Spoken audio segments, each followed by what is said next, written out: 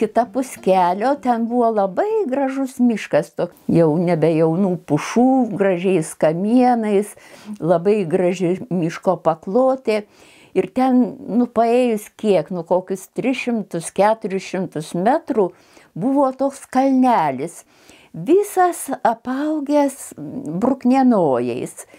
Ir nežinau dabar, ar jis, ar aš tiesiog pavadinom Brukniakalnis. Ir jis ant to Brukniakalnio buvo radęs labai tokį didelio medžio kelmą. Jis atsisėsdavo ant to kelmo ir ten prabūdavo gerą pusdienį. Tai išeidamas sako, aš dabar būsiu ant Brukniakalnio, jeigu kas, tai žinok, kad aš ant Brukniakalnio. Pareina visas švitėdamas, šiandien tai pasivariau, ale žinai, ėjo taip, kaip atrodo man, kas diktuotų. Jam labai svarbu būtų, kad jo niekas netrukdytų.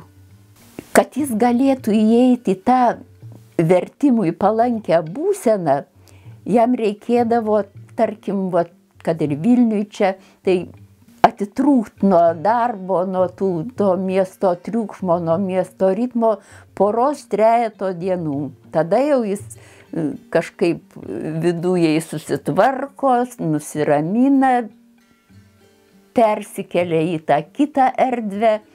Tai Pašiekšty buvo tiesiog labai geros sąlygos, nes kai jis išeidavo į pavėsinę, tai aš jau ten nekeldavau kojos ir tikrai nemaišydavau, nes aš jau žinojau, kad trukdo bet kokią kalbą, bet kokie klausimai ar kas. O kai jau išeidavo į mišką, tai viskas. Atsisėda kokioj paežeriai, ten kitoj pusėje Šiekščio labai toli tęsdavosi miškai ir ten buvo nemažai tokių nedidukų ežeriukų, kuriuos jis visus yra apėjęs, prie visų sėdėjęs.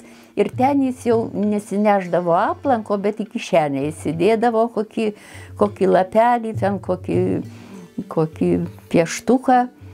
Ir aš jau žinodavau, jeigu jau ilgai nepareina, tai jau jis nebegrybauja, o žodžius grybauja ant popieriaus. Ir būdavo baisiai patenkintas, kad tikrai niekas niekada jo nesutrukdo.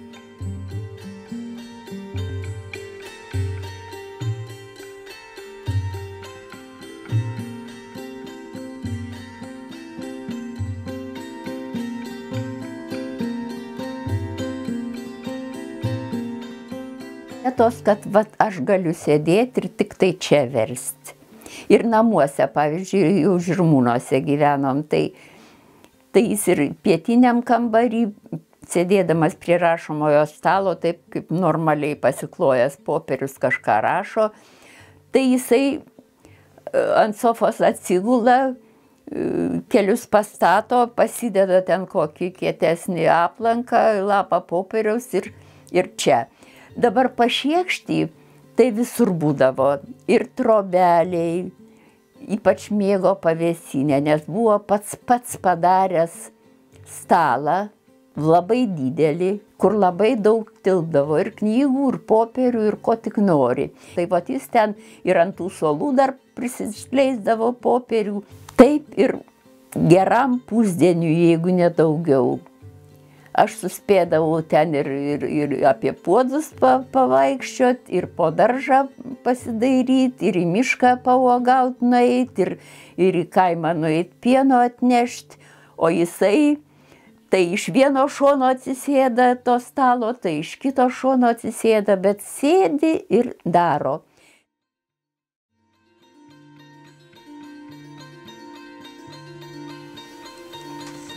Pagiedojom.